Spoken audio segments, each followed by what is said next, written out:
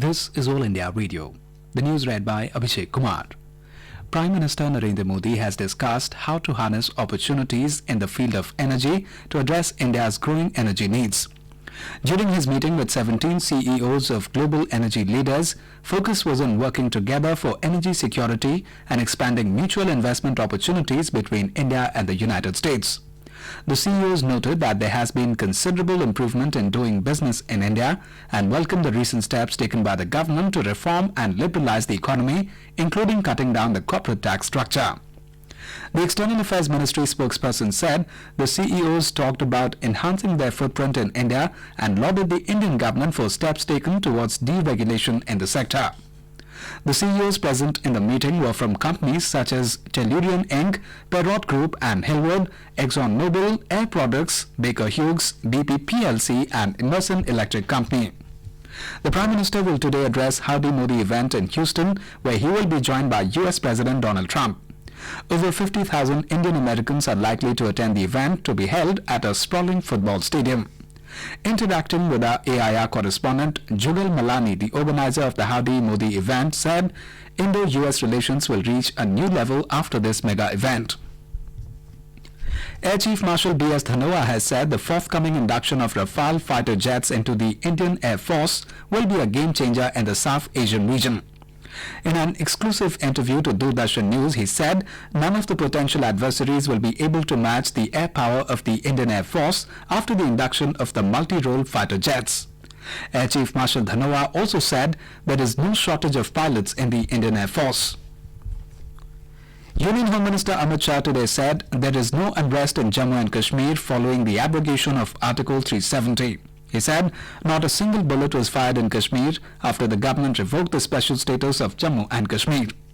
Addressing a seminar on Article 370 at Goregaon in Maharashtra, he said terrorism will be finished in the coming days.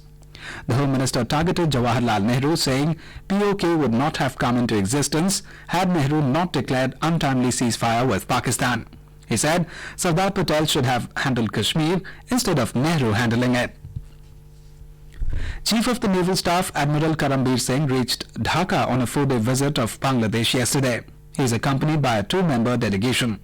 According to a press release issued by the Indian High Commission in Dhaka, Admiral Karambir Singh will meet chiefs of Air Force, Army and Navy of Bangladesh and the Principal Staff Officer of Armed Forces Division during his visit.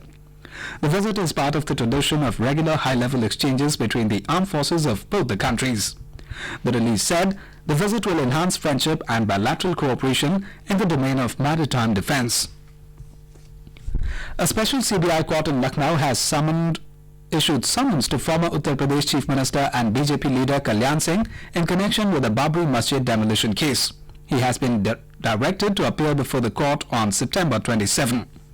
The court is conducting the trial of accused persons, including BJP leaders L.K. Advani, Murli Manohar Joshi, Uma Bharti and others for allegedly conspiring to demolish the mosque at the disputed Ram Janmabhoomi Babri Masjid site in Ayodhya.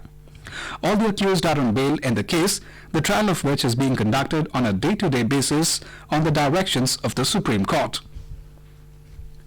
Ministry of Sports will create 20 national centers of excellence to groom athletes for 2024 and 2028 Olympics.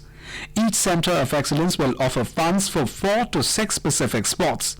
The new scheme will ensure that athletes in the same premises have access to similar facilities unlike before.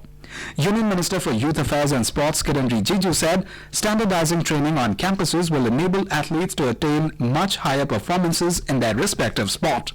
In a tweet, he urged state governments and corporates to develop sports centers.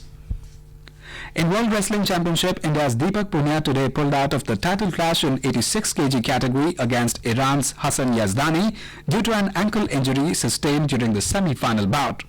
The 20-year-old Indian will have to be content with a silver medal in his debut Senior World Championship. In cricket, India will play South Africa in the third and final T20 match at Bengaluru today. The game will begin at 7 p.m. India is seeking a 2-0 series win before the Test series begins on 2nd of next month. All India Radio will broadcast live commentary of today's match alternately in Hindi and English from 6:30 p.m. And that is the end of this news bulletin.